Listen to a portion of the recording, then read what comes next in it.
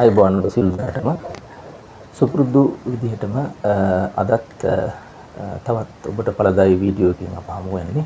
ඔබ සියලු දෙනාම ඉතාමත් ලෙන්ගතුව මයින්ඩ්සෙට් මොටිවේටර් මගේ YouTube නාලිකාවට පිළිගන්නවා. මම ආචාර්ය අසංක බක්මියව ජ්‍යෙෂ්ඨ කතිකාචාර්යවරයෙක් මානව හැකියාවන් නායකත්ව පුද්ගල හැකියාවන් සංවර්ධනය කිරීමේ මානව සම්පත් පුහුණු කරුවෙක්.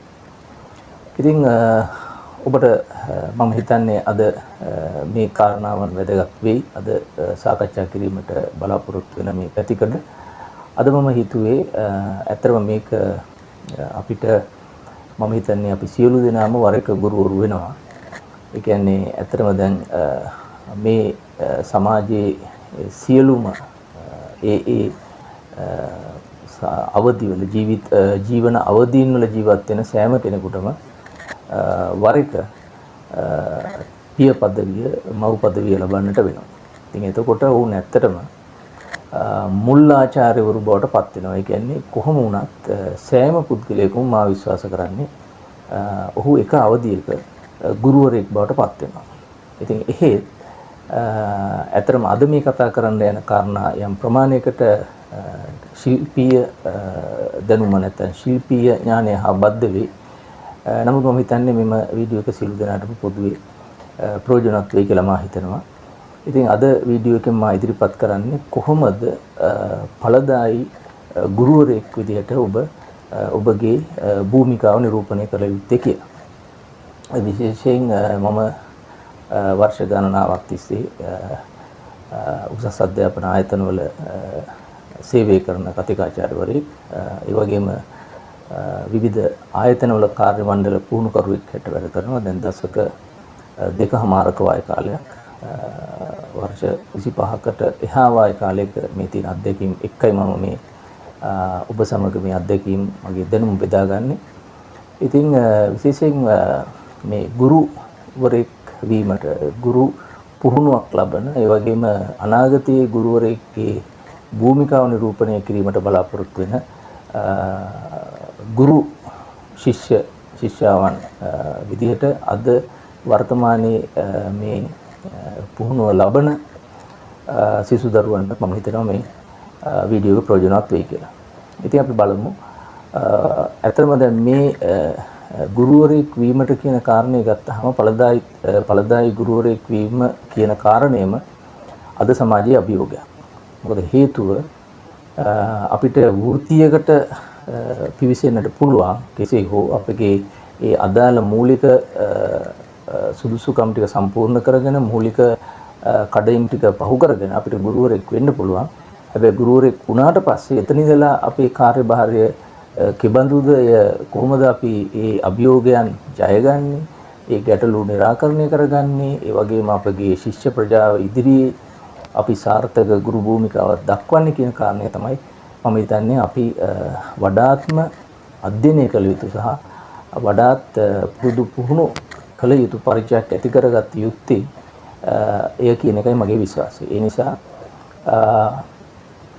මේ වීඩියෝ එක තුළදී තම සැකවින් කතා කරන්නේ කොහොමද මූලිකාංග විදියට අපි සලකලා මේ මූලිකාංග ටික අපේ ජීවිතේ විශේෂයෙන් මේ ගුරු භූමිකාවට ඔබ එකතු කරගන්නේ කියන එක. ඉතින් මිත්‍රවරුනි, ඒ වගේම අපේ දයාබර සිසු දරුවනි, ඔබ ගුරුවරයෙකු වීමට අපේක්ෂා කරනවා නම් පළවෙනි කාරණේ තමයි ඔබ සතුව මනා sannivedana කුසලතාවයක් ඔබ ප්‍රගුණ කරගත යුතුම වෙනවා. මොකද ගුරුවරයෙක් කියලා කියන්නේ ඇත්තටම පරපුරක් තනන පුද්ගලයෙක්.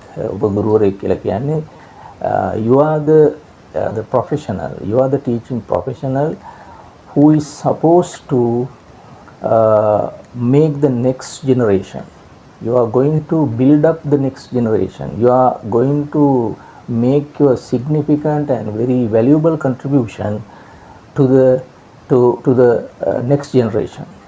By building the next generation, you make your significant contribution. ඒ කියන්නේ ඔබගේ මේ සුවිශේෂී දායකත්වය ලබා දෙන්නේ ඔබ ඊළඟ පරපුර නිර්මාණය කරන්නට දායක වීම. ඉතින් එසේ කරන්නට නම් ඇත්තටම ඔබ සතු වෙන්න ඕනේ ඊටාම ඉහළ මට්ටමේ සංවේදන කුසලතාවය. මොකද අපි විශේෂයෙන් දකිනවා සමහර ඊටාම දක්ෂ ගුරු භූමිකාවට එන දරුවෝ ඉන්නවා. ගුරු ශිෂ්‍යාවන් ගුරු ශිෂ්‍යයෝ ඒ වගේම මේ sannivedana සම්බන්ධයෙන් යම් ගැටලු තියෙන අය ඉන්නවා. ඒ නිසා විශේෂයෙන් මෙහිදී ඔබ කොහොමද පන්ති කාමරයක වැඩ කරද්දී ඔබ උගන්වන මේ විශේෂ කරුණු මනාව sannivedanaya කරන්නේ. ඒ වගේම ඔබ අනෙකුත් විද්‍යාලයේ ඇතුළත ජීවත් වෙන අනෙකුත් පාර්ශවකරුවන් එක්ක කොහොමද ගනුදෙනු කරන්නේ. විශේෂයෙන් විදුහල්පති, එතන අභ්‍යන්තර පරිපාලනය, ඒ වගේම අංශ ප්‍රධානීන් මේ සියලු දෙනා එක්ක ඔබ කොහොමද මේ අපේ ප්‍රධාන ඉලක්කගත කණ්ඩායම වන ශිෂ්‍ය ප්‍රජාවත් මූලික කරගෙන මේ ගනුදෙනුව කරන්නේ. ඒ සඳහා විශේෂයෙන් ඔබගේ මේ sannivedana හුමාරුව ඊටමත් බලවත් මට්ටමක තියෙන්න වෙනවා. එහෙම නැත්නම් මම හිතන්නේ මූලික වශයෙන්ම ඔබගේ මේ භූමිකාව නිරූපණය කිරීම යම් පමණකට අසාර්ථක වෙන්නට යම් පමණකට වගේම ඒ වගේම ඒ පද්ධතිය තුළ ඔබගේ පිළිගැනීම බාර ගැනීම ඔබ ඒ නිසි භූමිකාවක ඉන්නවා කියන චරිතයක් ලෙස බාර ගැනීම පවා යම් පමණකට ප්‍රතික්ෂේප වෙන්න පුළුවන්. ඒ නිසා මා මෙහිදී ඊටාම උනන්දුවෙන් ඔබට ප්‍රකාශ කරන්නේ බොහොම ඊටාම අවධානය යොමු කරන්න හොඳින් ඔබගේ sannivedanaya කරන්න. විශේෂයෙන් ඔබගේ කතන හැකියාව දියුණු කර ගැනීම අවශ්‍යයි. යමක් නිර්වුල්ව පැහැදිලි කිරීම යම් දෙයක් පැහැදිලි කොට කියා දීම ඒ කාරණාවන් ඊටාම වැදගත්. ඉතින් එතෙන්දී කරන්න ඕන අභ්‍යාස ගණනාවක් තියෙනවා. ඒවා මම හිතන්නේ ඔබට යම් මේක ඔබ ලබන පුහුණුවෙන් මුලදී ඔබට උගන්වනවා. ඒවා හරියට හදාරන ලෙස ඊටාම කරුණාවෙන් මේ වෙලාවේ මම මතක් කරනවා.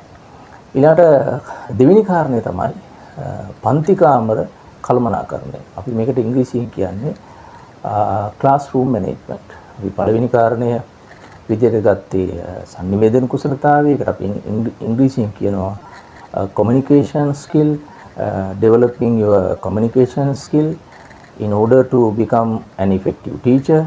එතකොට number 2, the second one I am going to discuss here is the classroom management. ඒ කියන්නේ පන්ති කාමර කළමනාකරණය. ඉතින් එතෙන්දී ඇත්තටම විශේෂයෙන්ම කොහොමද ඔබ ශිෂ්‍ය ප්‍රජාව ඒ අභ්‍යන්තරිකව ඒ විද්‍යායතනය පාසල තුල තියෙන විනය පද්ධතියට අනුකූල ලෙස ඒ පන්ති කාමරයේ සිටින සිසු දරුවන් ඒ කණ්ඩායම ඔබ කළමනාකරණය කරන්නේ පාලනය කරගන්නේ කුමන ආකාරයකටද කියන එක මත තීරණය වෙනවා ඔබ සාර්ථක ගුරුවරයෙක්ද නැද්ද යන්න. ඉතින් ඔබට හැකි වෙන්නට ඕනේ පාසලක් තුල තියෙන පරිපාලනයේ කුඩාම එකකිය තමයි ක්ලාස් ටීචර් කියන පොසිෂන් එක. ඒ කියන්නේ පන්ති බාර ගුරුවරයා. එතකොට පන්තියක් බාර කියන්නේ එතන ඔබ ඉගැන්වීමත් ඔබ තුල තියෙනවා. නිතින්ම අනෙක් අතට ඊට සමගාමීව ඔබ ඇඩ්මිනිස්ට්‍රේෂන් වලට නැත්නම් පරිපාලනයට සම්බන්ධ වූ පුරුකක් වෙනවා ඊට සමගාමීව පාසලේ ඉහළ කළමනාකරණයට. ඉතින් ඒ නිසා මේ පාසලේ පන්තිය කළමනාකරණය කර ගැනීමට හසු වෙන සියලුම මේ වපසරියේ තිබෙන දේවල් ඔබ සතුයි ඔබ එය පාලනය කරගන්නට දක්ෂ විය යුතුයි. ඒ සඳහා ඔබ යම් සුරුකමක් දියුණු කරගත යුතුයි. ඒ කාරණේ තමයි අංක 2. එතකොට අංක 3 හැටියට අපි මෙහිදී ගන්නේ උපාය මාර්ගිකව නැත්නම් ඔබ කොහොමද මේ සිසු ප්‍රජාවට උගන්වන්නේ? ඒ කියන්නේ ඔබ භාවිතා කරන ඉගැන්වීමේ ක්‍රමෝපායන්. අපි මේකට ඉංග්‍රීසියෙන් කියන්නේ teaching methods, teaching methodology කියලා වෙනම උගන්වනවා ගුරුවරෙක් විදියට ඔබ පුහුණු වෙද්දී. එතකොට මේ ඉගැන්වීමේ ක්‍රමෝපායන් කියවහම ඇත්තට මේක hard and fast විදියටම එක fix විදියට ඒක නිශ්චිත මෙන්න මේ රාමුවමයි කියලා අපි හිටියොත් එතනත් අපි අසාර්ථක වෙන්න පුළුවන්. ඉතින් එතකොට ඇත්තටම ගුරුවරයෙකුට teaching methods කියන එක hard and fast වෙලා එහෙම නැත්නම් ඒක fix වෙලාම තියාගන්නත් බෑ. ඔබට තියෙනවා යම් නිදහසක් ඔබ සතුව ඔබගේ පරිකල්පන ඥානය පාදක කරගෙන ඔබට පුළුවන් ඒ ඔබ උගන්වන ඒ ඉලක්කගත ශිෂ්‍ය ප්‍රජාව වෙත මෙන්න මේ ක්‍රමය තුලින් තමයි මේ දරුවන්ට මේ කියන විෂය කරුණු දැනුවත් කරන්න පුළුවන් වෙන්නේ සහ ඔවුන්ට එම කරුණු වඩාත් සාධනීයව ග්‍රහණය කළ හැකි. ඔවුන්ට මනාව පසක් කර ගැනීමට හොඳින් ග්‍රහණය කර ගැනීමට හැකිවන විදිහට මට උගන්වනවා නම් මෙන්න මේ ක්‍රමය තමයි කියලා ඔබට යම්කිසි ඔබට ආවේනික ඉතා සාධනීය ඉගෙනීමේ ක්‍රමයක් ඔබට සකස් කර ගන්නටත් නිදහස තියෙනවා. කොහොම වුණත් කොයි හැටි වුණත් මේ ඉගෙනීමේ අවසාන ඵලය ඒ දරුවා ලබා ගන්න ඒ විශේෂ කරුණවල දැනුම ඒ දැනුම තුළින් ඔහු යම්කිසි දෙයක් කියාපෑමට යම් සුරුකමක් දැක්වීමට ඔහුට ඇයට හැකි වෙන්න ඕනේ ඔබගේ ඉගෙනීම අවසානයේ. එතකොට ඊළඟ කාරණේ තමයි හතරවෙනි කාරණය අපි මේකට කියන්නේ සංවිධානමය කුසලතාව. ඔබ ගුරුවරයෙක් හැටියට පළදායි ගුරුවරයෙක් වෙන්න නම් ඔබ සතුව තිබෙන්නට තිබිය යුතු මේ හැකියාව මොකද්ද? සංවිධානය කරගැනීමේ හැකියාව, සංවිධිත හැකියාව. සංවිධානය යම්කිසි ඔබට ඔබ ඉන්න පරිසරය තුල, ඔබගේ පන්ති කාමරය තුල, ඔබ උගන්වන විෂයන් තුල ඔබට දෙන ලද යම්කිසි පැවරුමක් ඒ මනාව සංවිධානය කරගැනීමේ හැකියාවක් ඔබ වැඩි දියුණු කරගන්න ඕනේ. අපි මේක කියනවා this is called as the organizing skills that a teacher should improve and develop. ඒ කියන්නේ ගුරුවරයෙක් හැටියට ඔබ සකස් වෙනවා නම් අනිවාර්යයෙන්ම මේ organizing skills සංවිධානය කරගැනීමේ කුසලතා පද්ධතිය ඒ ඥානය ඔබ වැඩි දියුණු කරගන්න ඕනේ. මොකද ඔබට පාසලක ඒ විද්‍යායතනයක විදුහල්පති අංශපාර විදුහල්පතිවරු නියෝජ්‍ය විදුහල්පති වෙන්න පුළුවන්. යම් යම් පාසලේ විශේෂිත පැවරුම් ඔබට දෙන්නට පුළුවන්. ඒ සමහර විට දැන් ඔබ අපේක්ෂා කරනවා වෙන්න පුළුවන් මට ගුරුවරයෙක් හැටියට මේ දෙන ලද විෂයයි මට උගන්වන්න තියෙන්නේ. ඒමම උගන්වපුවම මගේ වැඩ කොටස අවසන් භූමිකාව අවසන් කියලා. ඉතින් ඒක එහෙම නෙමෙයි වෙන්නේ ඇත්තටම. අනිවාර්යයෙන්ම ගුරුවරයෙකුට තමන්ගේ විෂය කියන්නේ ඇකඩමික් රෝල් එකට අමතරව තවත් ඔහුට බාහිර එක්ස්ටර්නල් රෝල් එකක් තියෙනවා ප්ලේ කරන්න. එතකොට ඒ රෝල් එකට ඔබ සූදානම් වෙන්න ඕනේ. එතෙන්දි තමයි විශේෂයෙන්ම මේ සංවිධානය කරගැනීමේ කුසලතාවය වඩාත්ම මෝහත්ව තියෙන්න ඕනේ මේ අවස්ථාවේදී. ඒ අතරත් ඔබට ඇත්තටම පාසල ඇතුළේ තියෙන දරුවන්ගේ යම් යම් කාරණාවන් විශේෂයෙන් දරුවන්ගේ අභ්‍යන්තරිකව කරන විශේෂයෙන් දරුවන්ගේ පොදුවේ කරන මොන හරි කාර්යයකදී ඔබට මැදිහත් වෙන්න වෙනවා. ඒ සංවිධානය කරලා දෙන්න වෙනවා. යම්කිසි විශේෂ ඉසව්වකට දරුවෝ යම් තැනකට ගෙනියනවා නම් ඒක ඔබ ඒ ඉසව්ව සංවිධානය කරන්න වෙනවා. ඒ වගේ පොදු කාරණාවලදී මේ ඔබ සතු විය යුතුයි මේ කියන සංවිධානය කරගැනීමේ ශක්තිය හැකියාව. ඇත්තටම මේක in a way actually now this falls into a leadership skill because this particular skill comes under the leadership. ඒ කියන්නේ ගුරුවරයෙක් හැබැයි නම් ඒ ගුරුවරයා සතුව මේ leadership qualities උත් තියෙන්න ඕන. ඒතොර ඒ leadership qualities වල තියෙන යම්කිසි ගුණාංග ටිකක් යම් හැකියාවන් ටිකක් තමයි අපි මේ සාකච්ඡා කරන්නේ. තවත් පැත්තකින් මේක තවත් පැත්තකින් අපි මේක බැලුවොත් සාකච්ඡා කරමු. එතකොට ඊළඟ කාරණය අනිත් දේ තමයි විශේෂයෙන් දැන් මේ ඕගනයිසිං ස්කිල්ස් කියන එක ඇතුලේ දැන් විශේෂයෙන් අනිත් තව කාරණයක් තියෙනවා මේ ඔබ දැනගත යුතු විශේෂයෙන් මේ සිසු දරුවන් සහ ගුරුවරයෙක් වීමට අපේක්ෂා කරන අය ඒ තමයි මේ ඔබ දන්නවා අද මේ පන්ති කාමර නූතන තියෙන්නේ මේ තාක්ෂණයත් එක්ක. එතකොට මේ නූතන පන්ති කාමරය මොඩර්න් ක්ලාස් රූම් එකේ තාක්ෂණයත් එක්ක යන්න ඕන යම් උපාංග තියෙනවා. යම් උපාංග පද්ධතියක් තියෙනවා. එතකොට මේවා ඔබ නිසි විදිහට පරිහරණය කරන්නට නිසියාකාරව එකලස් කරන්නට මෙහෙවන්නට දැන ගැනීමත් අවශ්‍ය වෙනවා. එතකොට ඒකත් ඔබ සංවිධානය කරගන්න වෙනවා. ඔබ විසින් සංවිධානය කරගත යුතු අභ්‍යන්තර තවත් කාර්යයක් වෙනවා. එතකොට එමනම් අපි පස්වෙනි කාරණයට බලමු. පස්වෙනි කාරණය තමයි ඔබ සාර්ථක ගුරුවරයෙක් වෙන්න නම්, සාර්ථක ගුරු භූමිකාවක් දක්වන්න නම් ඔබ උගන්වන විෂය පතේ තුල, ඔබගේ විෂයන් තුල ඔබ යම් ප්‍රවීණත්වයකට එන්න වෙනවා. ඒ කියන්නේ අපි සාමාන්‍යයෙන් කිව්වොත් අපි දන්න දේවල් අපිට බාගෙට තියාගෙන මේ වැඩේ කරන්න බෑ. කියන්නේ මේ ඇහිඳගෙන අපි ෂුවරුත් නැතුව විශ්වාසත් නැතුව අපිට මේ ටීචින් ජොබ් එක කරන්න බෑ. ඉතින් එහෙමනම් අපි right to become a very effective teacher, to become a productive teacher in the teaching profession, in the teaching field. So you have to definitely develop your expertise knowledge on the subjects that you have been assigned to teach.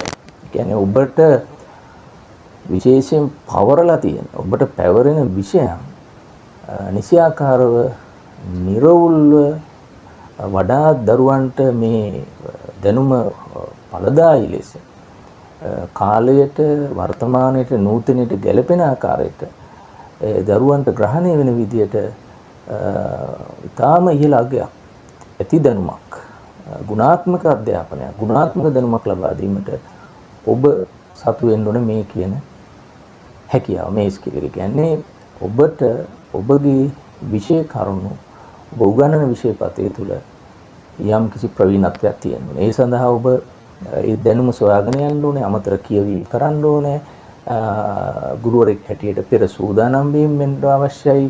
එතකොට උගන්වන්න තියෙන ඒ විෂය කාරණා, විෂය පතේ පිළිබඳව පෙර අධ්‍යයනයන් කරන්න, සප්ලිමන්ටරි රීඩින්ග්ස් වලට යන්න. ඒ කියන්නේ ඔබට කරුණු හොයන්න වෙනවා, අමතර කියවීම කරන්න, මේවා අවශ්‍ය වෙනවා.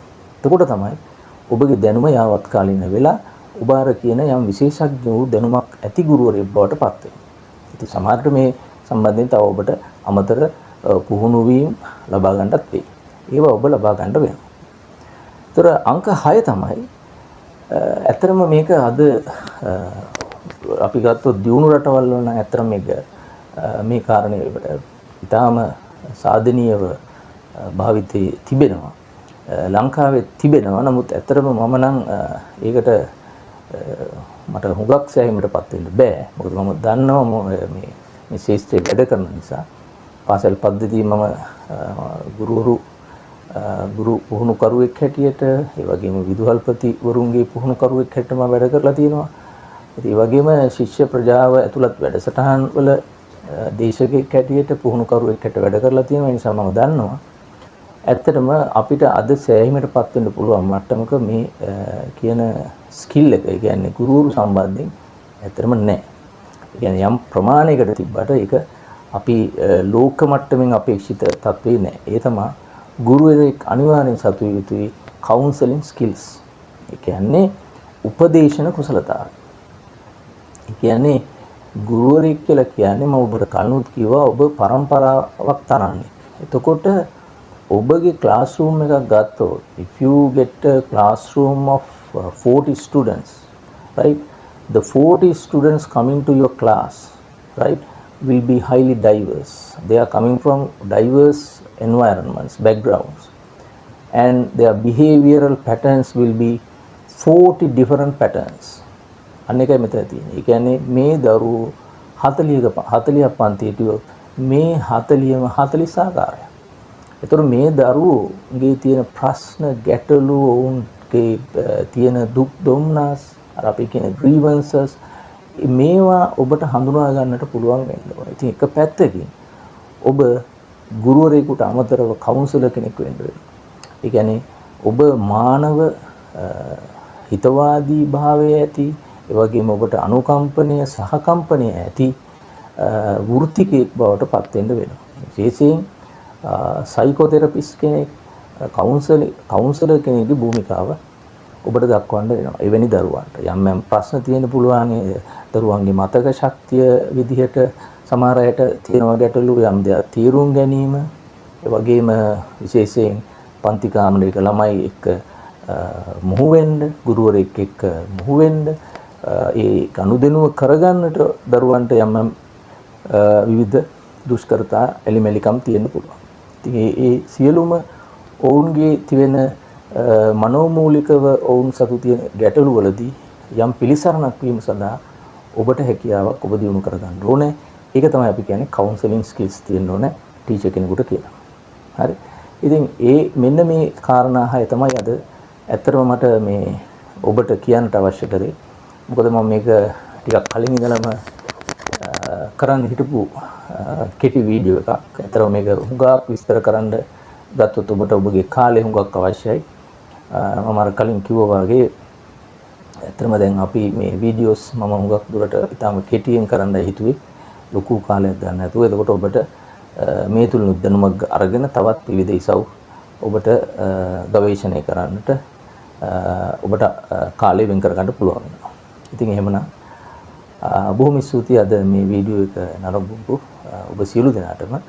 ඉතින් මේ වීඩියෝ ගනොත් ඔබගේ ජීවිතයට ජීවිත ගමනට ඔබේ වෘත්තියට අදාළව යම් කිසි යහපත් පෙළඹුමක් ඇති කර ගන්නා ලෙස කරුණිකව ඉල්ලා සිටිමින් ඒ සඳහා අවශ්‍ය ඔබට ශක්තිය ලැබේවා කියලා ප්‍රාර්ථනා කරමින් අද වීඩියෝ එකෙන් සමුගන්නවා. බොහොමත්ම ස්තුතියි. සුබ දවසක් වේවා.